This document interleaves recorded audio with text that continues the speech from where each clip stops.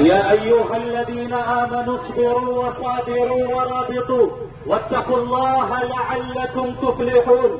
اے وہ لوگ جو ایمان لے آئے اپنے محاذ پر ڈٹے رہنا، اللہ سے ڈرتے رہنا تاکہ تم کامیاب ہو سکو.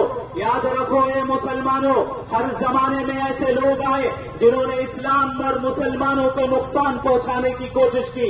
ذرا صحابہ کرام کو یاد رکھو، انہوں نے اس دین کے تحفظ کی خاطر اپنی جان، اپنا مال، سب کچھ قربان کر دیا. خدا کی قسم، صحابہ کی اولاد آج بھی زندہ ہے، صحابہ کی اولاد آج بھی زندہ ہے.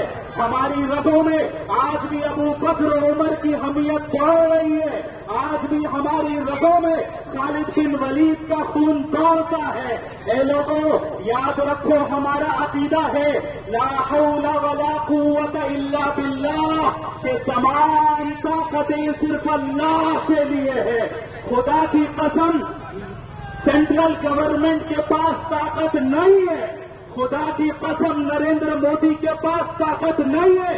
خدا کی قسم، لوک سبھا اور راجیہ سبھا کے پاس طاقت نہیں ہے. طاقت اگر ہے تو صرف ایک اللہ کے پاس ہے. اپنا عقیدہ درست کرو، اللہ جو چاہے گا وہ ہوگا، جیسا چاہے گا ویسا ہوگا.